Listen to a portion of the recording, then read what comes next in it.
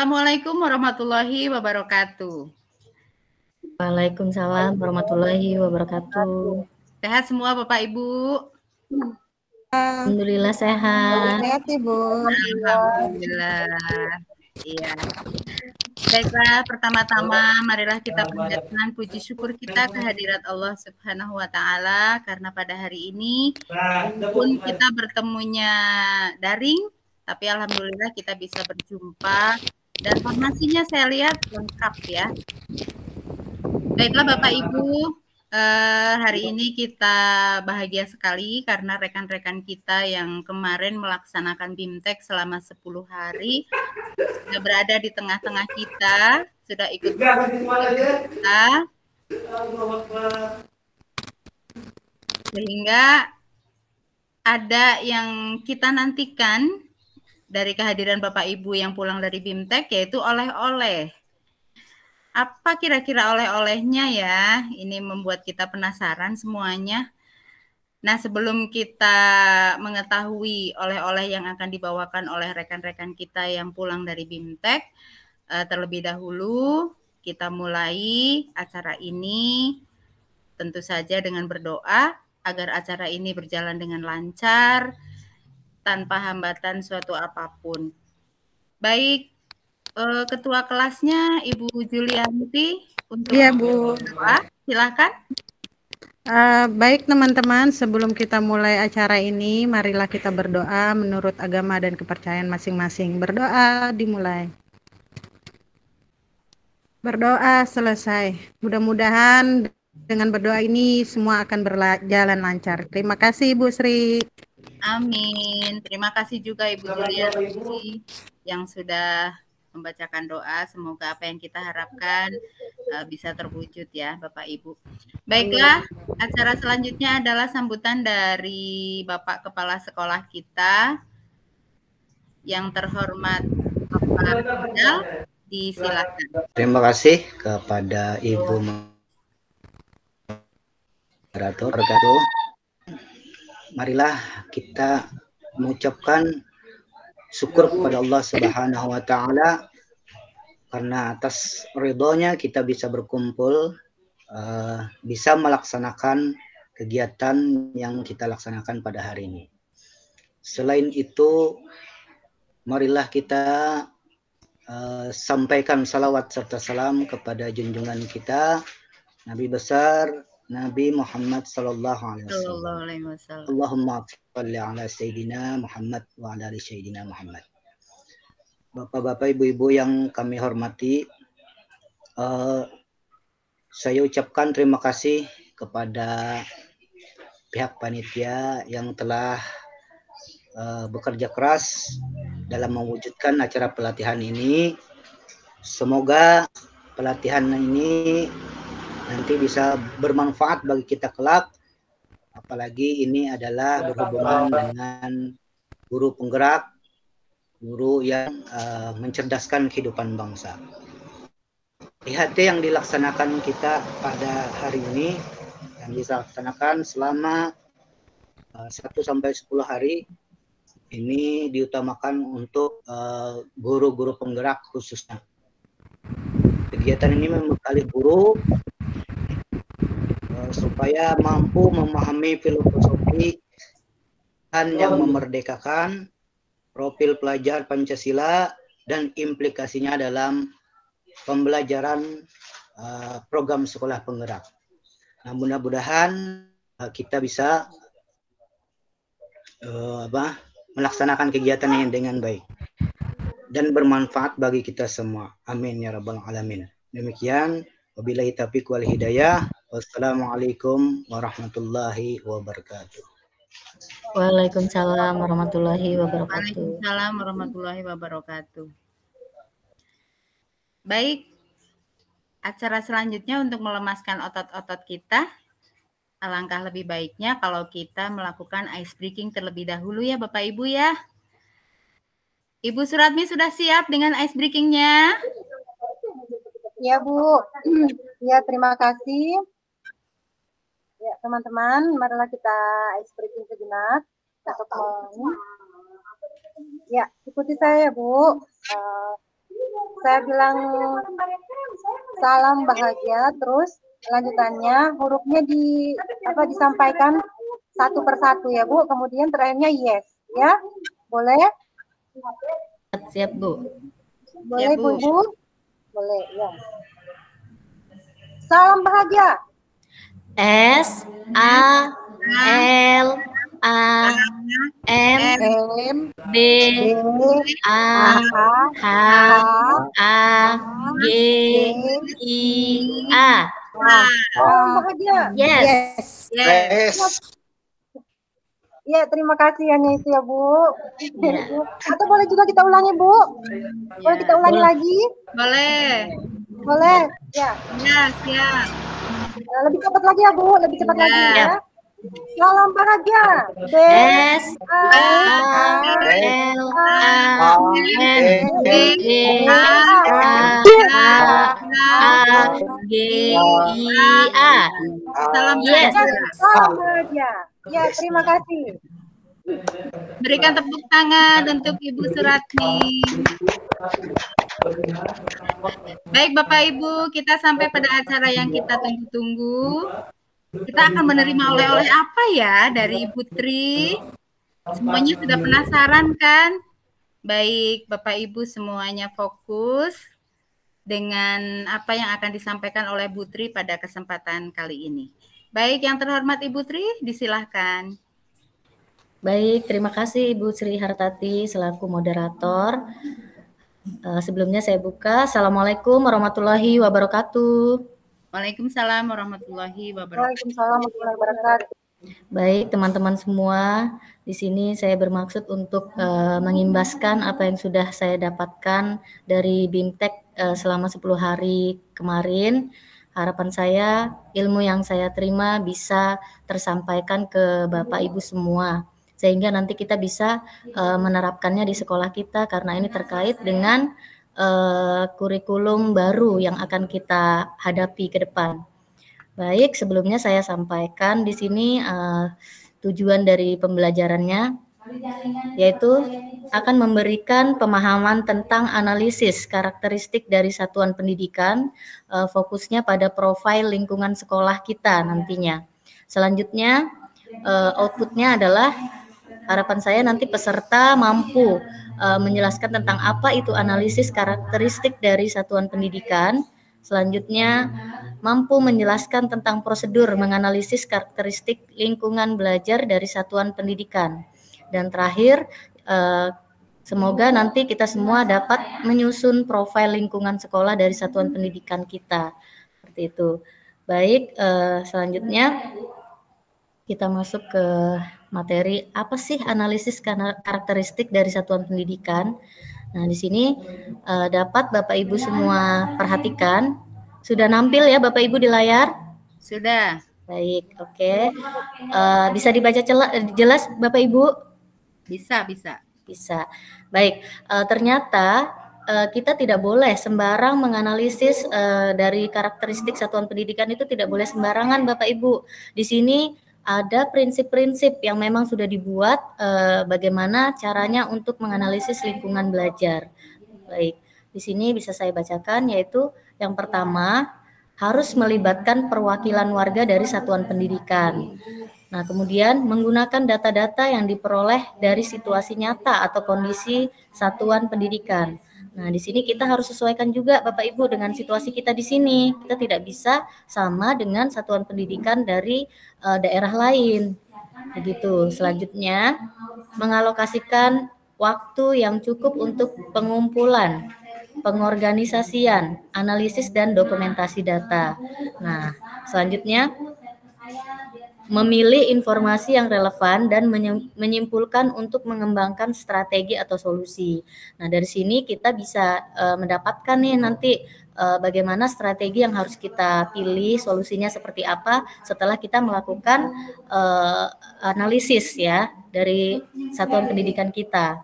Nah, selanjutnya di sini ada disajikan contoh supaya lebih memperjelas informasinya ya Bapak Ibu. Nah, di sini contoh informasi yang perlu didapatkan dalam analisis lingkungan belajar satuan pendidikan. Yang pertama, apa kekhasan daerah setempat yang penting untuk dilestarikan. Nah, kita harus tahu dulu Bapak Ibu. Jadi kalau melihat dari kekhasan daerah di tempat kita di sini, kita di sini punya kekhasan budaya, yaitu budaya Pasir ya teman-teman semua. Jadi kita juga harus menyesuaikan dari budaya tersebut. Nah, kemudian bagaimana peran satuan pendidikan sebagai bagian dari masyarakat setempat. Nah, ini kita perlu tahu juga ya, bagaimana nih caranya, dalam bentuk apa nih nanti satuan pendidikan kita ini membuat supaya antara budaya daerah setempat itu supaya bisa relevan di dalam satuan pendidikan yang akan kita jalani ke depan, seperti itu. Nah, selanjutnya, apa dampak dari satuan pendidikan yang sudah dapat dirasakan saat ini, baik oleh warga masyarakat maupun warga satuan pendidikan itu sendiri. Dampaknya apa nih? Jadi kita bisa melihat dari dampak yang terjadi dari satuan pendidikan kita ya, Bapak Ibu semua. Baik, selanjutnya di sini terakhir, bagaimana peran satuan pendidikan dalam menyiapkan peserta didik mencapai profil pelajar Pancasila. Nah, kita ketahui di sini ya Bapak Ibu bahwa kurikulum yang baru ini mengangkat tentang merdeka belajar, yaitu intinya adalah harapannya agar kita bisa mengajarkan kepada peserta didik kita dari profil pelajar Pancasila, begitu. Baik, kita lanjutkan. Nah, di sini bagaimana sih proses analisis karakteristik satuan pendidikan itu, caranya seperti apa gitu ya. Mungkin sebelumnya saya bertanya dulu kepada teman-teman semua, sebelumnya adakah gambaran dari Bapak Ibu selama ini bagaimana sih sebenarnya proses kita mengetahui profil sekolah kita itu caranya seperti apa? Coba Bapak Ibu mungkin bisa menyampaikan, adakah yang sudah tahu sebelum saya sampaikan materi berikutnya? Silakan Bapak Ibu, ada yang bisa menjawab pertanyaan dari Ibu Tri?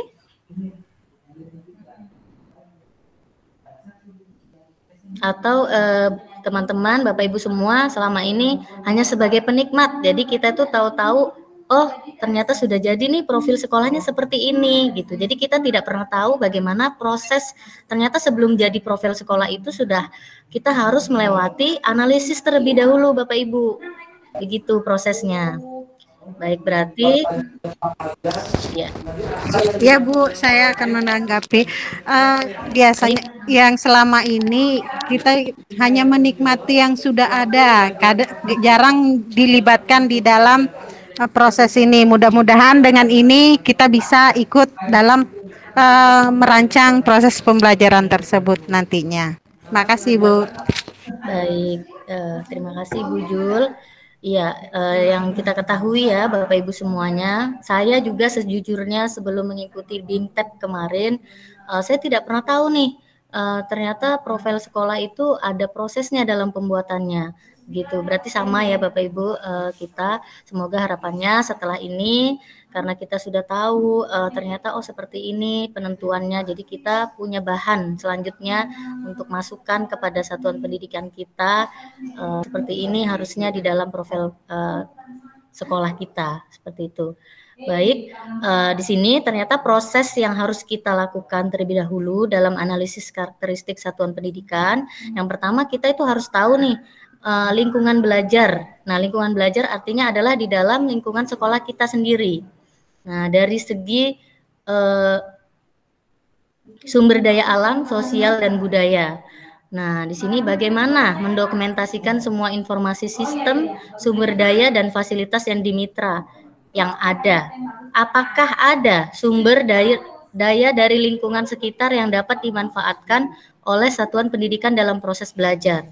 Nah, kita ketahui saat ini ya Bapak Ibu, bahwa sumber daya alam yang ada di dalam lingkungan kita di sini adalah banyak di sini ya Bapak Ibu, bisa kita manfaatkan. Kemudian dalam segi sosial dan budayanya, yaitu bahwa di SMK Negeri 4 ini kita punya budaya khas Pasir. Nah, ini kita bisa masukkan nanti Bu ya, kita sesuaikan seperti apa. Selanjutnya, sumber pendanaan. Bagaimana proses pendanaan satuan pendidikan? Berasal dari mana? Seperti itu ya. Kemudian bagaimana penggunaan dana ini untuk kepentingan sekolah kita? Seperti itu. Nah, selanjutnya dari sistem dan kebijakan di daerah. Apa saja di sini? Yaitu kita harus tahu dulu visi dan misi dari tujuan daerah, dari tujuan sekolah kita ini. Nah, kemudian apa saja kebijakan satuan pendidikan terkait indikator. Selanjutnya, apa saja perubahan sistem yang terjadi, kemudian apakah ada integrasi aktivitas untuk mendukung pencapaian indikator. Begitu ya Bapak Ibu. Nah, kemudian di sini ada kemitraan. Siapa saja pihak-pihak yang dapat dilibatkan untuk mendukung program satuan pendidikan kita, yaitu bisa organisasi, komunitas, ataupun tokoh. Nah, ini kita relevankan dengan satuan pendidikan kita. Kalau kita SMK, artinya kita harus bekerja sama dengan DUDI ya, dunia industri yang ada di sekitar wilayah satuan pendidikan kita. Kita harus mengadakan kerjasama, seperti itu. Kemudian, untuk poin visi misi tujuan. Nah, di sini seperti apakah gambaran ideal tentang masa depan? Nah, kita tuh ingin nanti ke depannya yang seperti apa nih dunia pendidikan. Nah, kita ini diminta untuk menyumbangkan pemikiran kita terkait visi misi di tujuan kita. Yang pastinya dalam hal yang positif ya Bapak Ibu. Kemudian review visi misi. Nah, bagaimana kita mereviewnya? Yaitu kita harus tahu dulu bagian mana yang perlu ditajamkan dalam visi dan misi. Artinya kita akan menjadi poin penting, poin utama dari sekolah kita. Kalau bisa yang berbeda dengan sekolah lain, seperti itu ya Bapak Ibu. Nah, kemudian di sini ada review tujuan. Apa yang menjadi prioritas bagi satuan pendidikan dalam mendukung kompetensi peserta didik. Kemudian apa yang mendasari tujuan. Nah, intinya di dalam tujuan ini dalam garis besarnya kita tuh ingin yang seperti apa sih untuk perubahan pendidikan di satuan pendidikan kita sendiri, seperti itu. Nah, di sini selanjutnya ada analisis kebutuhan satuan pendidikan. Ada peserta didik. Oke, peserta didik di sini siapa sajakah peserta didik yang ada di sekolah. Nah, kita ini harus tahu nih jumlah dari peserta didik kita dari kelas 1 sampai kelas 3 itu berapa jumlahnya. Kemudian guru dan tenaga kependidikan. Nah, ini kita juga harus tahu berapa jumlah dari guru dan tenaga kependidikan di dalam satuan pendidikan kita. Terakhir, ada sarana dan prasarana. Apa saja sarana dan prasarana yang dibutuhkan untuk pembelajaran yang optimal? Nah, ini biasanya terkait kalau kita SMK berarti ruang lab, kemudian bisa ditunjang dari yang lainnya untuk menunjang pembelajaran seperti lapangan untuk pelajaran penjas, kemudian ruang praktik untuk yang produktif, begitu ya Bapak Ibu. Kemudian apakah satuan pendidikan menjadi lingkungan yang aman dan sehat, fisik dan mental bagi warganya. Nah, ini kita perlu pastikan. Jadi ketika peserta didik kita datang dari rumah untuk tujuan belajar, kita harus pastikan bahwa di sekolah kita ini aman, nyaman dari segi mental maupun fisik untuk peserta didik kita, sehingga kita bisa dengan baik, dengan mudah menyampaikan ilmu yang akan kita sampaikan kepada peserta didik dan bisa diterima dengan baik. Begitu. Terakhir, apakah satuan pendidikan memiliki perangkat yang memadai untuk menyelenggarakan pembelajaran yang optimal dan mengelola data? Nah, ini terkait administrasi ya Bapak Ibu. Seperti kita ketahui bahwa kita sebagai guru sebelum mengajar, kita wajib membuat perangkat mengajar. Nah, apakah di sekolah kita ini sudah dilaksanakan? Apakah sudah diterapkan? Nah, ini kita perlu tinjau kembali. Baik, untuk sampai di sini materi yang saya sampaikan, ada yang ditanyakan? Sebelum saya tunjukkan contoh secara realnya, teman-teman. Ayo Bapak Ibu, barangkali dari Bapak Ibu ada yang ingin mengajukan pertanyaan, disilakan. Gak ada Bu, gak ada Bu. Sudah jelas semuanya? Iya jelas Bu. Baik. Silakan Putri. Baik, kita lanjutkan kembali. Tadi sudah saya paparkan apa saja sih tahap-tahapnya untuk kita tahu dalam pembuatan profil lingkungan sekolah. Nah, sekarang saya akan tampilkan contohnya langsung ya Bapak Ibu agar bisa diketahui secara jelas, oh ternyata seperti ini, analisis lingkungannya itu seperti ini hasilnya. Jadi ini adalah hasil analisis terkait dari sekolah kita. Ya, nah analisis lingkungan sekolah kita di SMK Negeri 4 Tanah Grogot. Ini ada, sebentar ya Bapak Ibu semua. Nah di sini dari sumber daya alam, sosial dan budaya.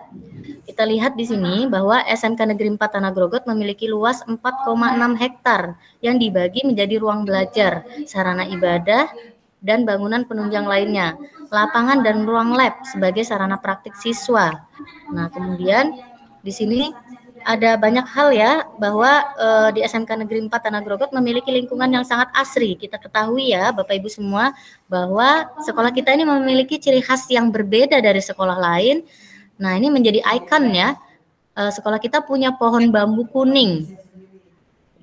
Kemudian ini sengaja ditanam dan dipelihara serta dirawat dengan baik gitu ya Bapak Ibu. Jadi asrinya dari pohon-pohon bambu yang rindang, kemudian indah jadinya ya, menambah kesan hijau di sekolah lingkungan kita. Nah, kondisi sosial budayanya adalah terletak di salah satu kabupaten yang berada di wilayah Provinsi Kalimantan Timur, yaitu Kabupaten Pasir, dengan dihuni suku asli Pasir, beserta berbagai macam suku di dalamnya karena adanya suku pendatang dari daerah lain. Oleh karena itu, di kehidupan masyarakatnya saling menghargai norma dan budaya sesama tanpa memandang ras. Itu ya Bapak Ibu. Selanjutnya sumber pendanaan dari sekolah kita, sumber pendanaan berasal dari bantuan operasional daerah atau sering disingkat dana BOS ya, dan dari bantuan operasional pusat seperti itu. Kemudian sistem dan kebijakan daerah, ada sistem kebijakan daerah menjadi acuan dalam melaksanakan kegiatan belajar mengajar dengan segala pendukungnya.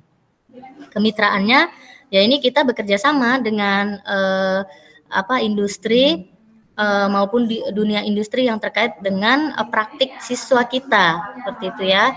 Kemudian analisis kebutuhan dari sekolah kita, peserta didik yaitu terdiri dari sebanyak 380 siswa, kemudian guru dan tenaga kependidikan berjumlah untuk guru ASN-nya ada 17, kemudian non ASN-nya 19, selanjutnya tenaga kependidikan terdiri dari 2 ASN dan 15 non ASN. Terakhir, sarana dan prasarana. Di sini sarana dan prasarananya adalah kita punya ruang lab, kemudian punya musola ya, tempat ibadah, kemudian ada lapangan, ada tempat-tempat praktek, ada perpus dan lain sebagainya. Kemudian, nah visi dari SMK Negeri 4 Tanah Grogot adalah menjadikan SMK Negeri 4 Tanah Grogot sebagai penghasil lulusan yang berbudi luhur, terampil, mandiri, dan berwawasan lingkungan. Gitu ya teman-teman. Kemudian, nah di sini misinya ada 6 misi ya yang akan kita gunakan, yaitu memantapkan karakter siswa menuju perilaku yang berbudi luhur. Kemudian keterampilan siswa yang menuju insan yang mandiri, jiwa wirausaha yang handal dan berakhlak mulia. Kemudian mewujudkan iklim kerja yang kondusif, aspiratif dan akomodatif. Meningkatkan kerjasama dengan dunia usaha dan dunia industri dalam bentuk praktik, kerja industri dan penempatan tamatan. Menjadikan lingkungan yang seimbang yang saling memerlukan. Selanjutnya terakhir di sini tujuannya ya Bapak Ibu, tujuan kita memfasilitasi pendidik dan tenaga kependidikan lainnya untuk mencapai standar nasional. Intinya dalam garis besarnya seperti itu ya Bapak Ibu semua. Baik, pemaparan materi sudah cukup untuk profil lingkungan sekolah. Kemudian mungkin saya bisa minta dari salah satu peserta untuk menyampaikan pendapatnya terkait dari butir-butir penting, ada sumber pendanaan, kemudian sosial budaya, yang manakah yang menurut Bapak Ibu masih bingung untuk diterima Bapak Ibu? Baik, Bapak Ibu, Itulah materi yang sudah disampaikan oleh Ibu Tri. Barangkali ada yang ingin Bapak Ibu tanyakan, silakan. Sudah paham semua Bapak Ibu? Sudah Bu, sudah paham Bu. Baik, kalau sudah paham, Ibu Buning mau memberikan refleksi kaitannya dengan materi yang sudah disampaikan oleh Ibu Tri? Silakan. Ibu Sri, berarti karena peserta tidak ada yang bertanya, mungkin bisa saya tutup selaku pemateri ya Ibu? Bu Buning, walaupun singkat nggak apa-apa, sampaikan aja refleksi mengenai materi yang disampaikan oleh Ibu Tri. Ya, terima kasih untuk refleksi materi pada hari ini, yaitu yang disampaikan oleh Bu Tri Haryanti, yaitu tentang mau tayangkan analisis karakteristik satuan pendidikan ya Bu ya. Iya. Nah, materinya tolong tayangkan Bu. Saya nyari materi saya tidak ketemu. Sudah nampil di layar ya Ibu-ibu ya? Sudah. Saya ini kok sudah Bu. Ya. Yaitu materinya yang telah disampaikan Ibu Tri Haryanti pada hari ini tentang proses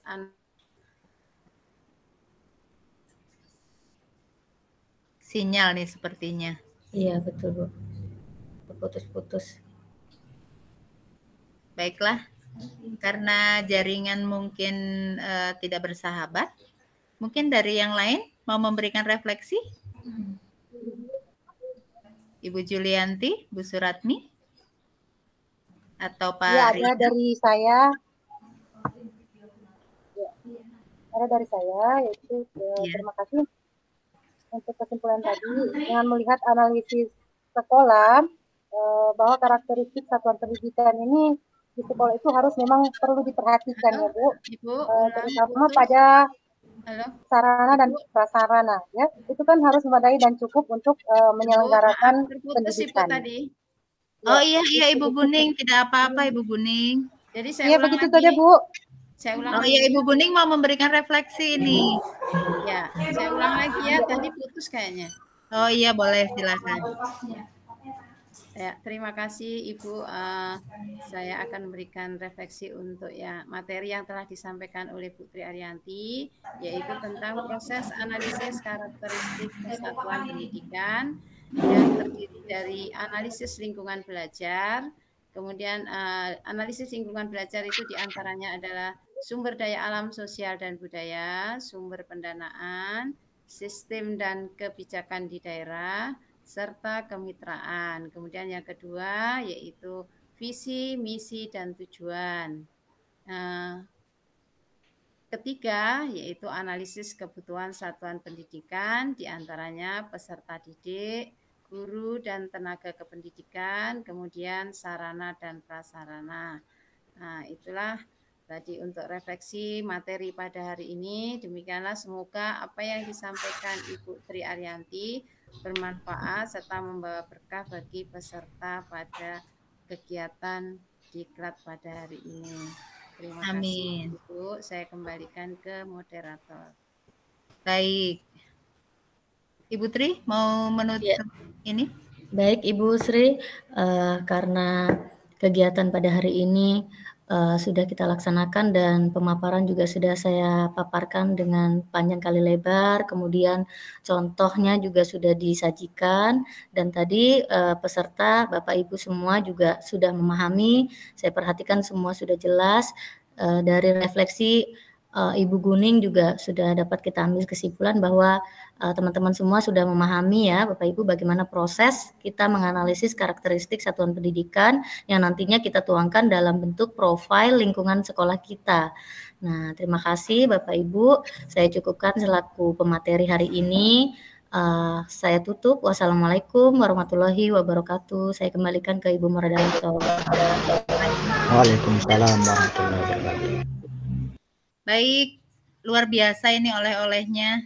Mudah-mudahan ilmu yang sudah dibagikan oleh Ibu Tri bisa kita aplikasikan bersama-sama di sekolah kita, tentunya dalam rangka memajukan pendidikan di sekolah kita. Baiklah, sampai kita pada penghujung acara. Ibu Julianti, saya persilahkan untuk menutup acara ini dengan doa. Silahkan. Terima kasih kepada Ibu Sri sebagai moderator. Sebelum acara kita tutup, marilah kita berdoa menurut agama dan kepercayaan kita masing-masing. Berdoa dimulai. Berdoa selesai. Saya kembalikan kepada Ibu moderator. Baik, terima kasih. Acara sudah kita lewati bersama, dan apabila saya sebagai moderator melakukan kesalahan, baik itu kata-kata ataupun tingkah laku saya memohon maaf. Kita berjumpa kembali pada sesi berikutnya. Selamat mengajar, selamat berjuang. Semoga kita bisa membangun pendidikan ini menjadi pendidikan yang lebih baik lagi dengan kurikulum yang baru. Terima kasih Bapak Ibu. Assalamualaikum warahmatullahi wabarakatuh. Waalaikumsalam warahmatullahi wabarakatuh.